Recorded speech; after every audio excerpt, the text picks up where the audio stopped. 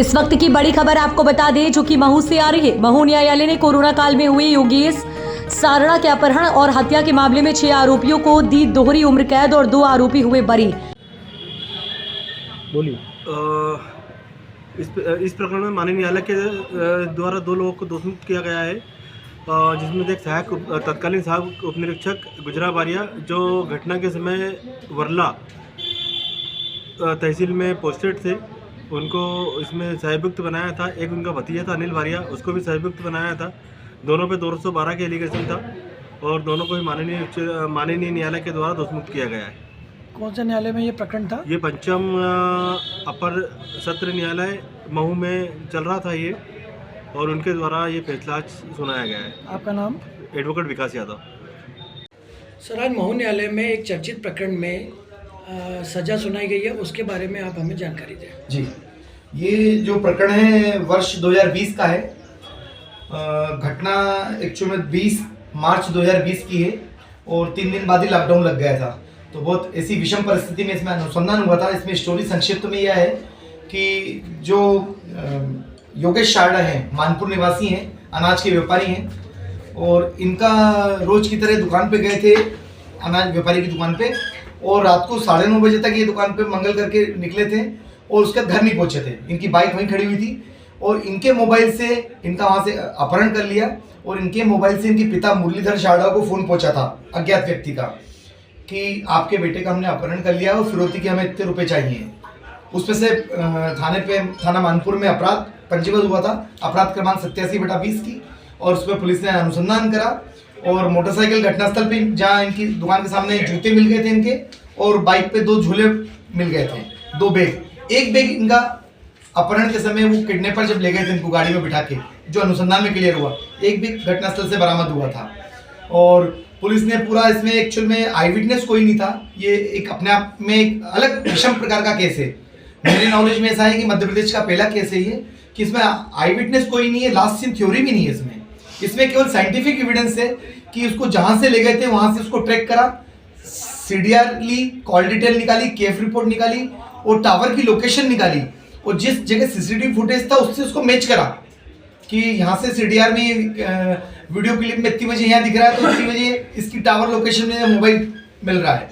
उन सबको जोड़ते हुए पूरे चेन बनी है, तो लिंक थ्योरी बोलते हैं इसको एक्चुअल में, ला में लिंक थ्योरी प्रिंसिपल पे ये बेस्ड है ये केस पूरा, और उसी पे साइंटिफिक एविडेंस हमने पेश करी थी। इसमें जो अनुसंधान अधिकारी थे, एक सब इंस्पेक्टर राजू सिंह चौहान है, वो तात्कालीन थे, और दूसरा अनुसंधान अधिकारी जो है जिनके द्वारा इसमें अनुसंधान किया गया वो तात्कालिक थाना प्रभारी जो वर्तमान में राजगढ़ एसपी हैं आदित्य मिश्रा साहब, उनका अनुसंधान था। दोनों ने मिलकर अनुसंधान करा था, और आरोपी जो था जब उनको गिरफ्तार करा उनमें से कोरोना पॉजिटिव था, तो उसके कारण जो आयु थे आदित्य मिश्रा सर, उनको भी कोरोना पॉजिटिव हुआ, तो वो भी हॉस्पिटलाइज्ड रहे थे। तो बहुत विषम परिस्थिति में जब कोरोना की गाइडलाइन जारी हो गई थी, तो उस समय इन्वेस्टिगेशन करना और पूरा शिनाख्ती कराना तो थोड़ा सा टफ अनुसंधान था ये उस एंगल से भी, पर अनुसंधान पूरा करा। उन्होंने हॉस्पिटल से भी गए, बीच बीच में रेस्ट नहीं करा, और माननीय न्यायालय में हमने पुरजोर इसमें एविडेंस पेश करी, जो गवाह थे वो कराए, और साइंटिफिक एविडेंस भी हमने पेश करी इसमें, और जिसको ध्यान रखते हुए माननीय पंचम जिला एवं सत्र न्यायाधीश माननीय निश्चित खरे साहब के न्यायालय से ये महू से हमें इसमें डबल आजीवन कारावास की सजा मिली है। इसमें धारा 364A में किडनैप करके ले गए थे, उसमें भी आजीवन है इसमें, और उनका मर्डर करके उनको टोपला पहाड़ की खाई से फेंक दिया था, उसमें भी आजीवन है। श्रीमान, इसमें किन किन लोगों को सजा मिली, उनके नाम का खुलासा कर सकते हैं? इसमें आरोपी देवकरण डाबर, विनोद डाबर, देवकरण बारूड़, महेश बारिया, विनोद बारिया, संजय बारिया, इन सभी को इसमें आजीवन कारावास की सजा मिली है।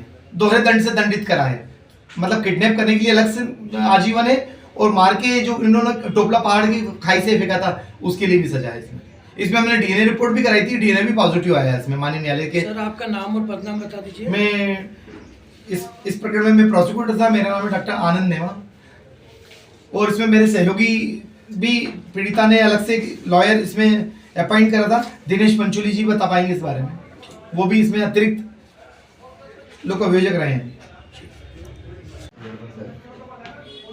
मानपुर के व्यापारी, गल्ला व्यापारी, अनाज व्यापारी जो थे योगेश शारदा का अपहरण हुआ था और उस अपहरण के साथ ही 5-6 दिन तक बड़ा सरगर्मी से उनकी तलाश की गई थी पुलिस द्वारा।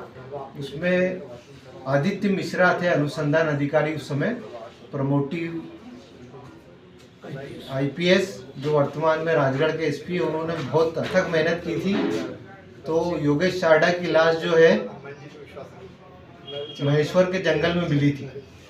तो उन्होंने बहुत सूक्ष्म अनुसंधान किया था और कोविड का काल था और बहुत दर्दनाक समय था। लोग एक दूसरे को पहचानने से इनकार कर रहे थे। इस दौरान आदित्य मिश्रा कोविड में भी रहे और उनको बड़ा जूझना भी पड़ा।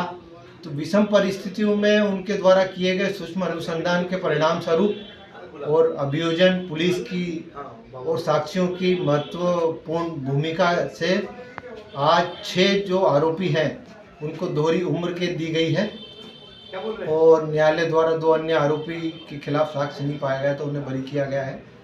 और ये जो फैसला दिया गया है ये पंचम अपर सत्र न्यायाधीश निशित खरे, डॉक्टर अंबेडकर नगर महू के न्यायाधीश ने ये न्यायप्रिय फैसला दिया है। इससे अपराध जगत में अपराध करने वाले अपराधियों के खिलाफ कानून का शासन रहेगा, न्याय का शासन रहेगा और अपराधों पर रोक लगेगी।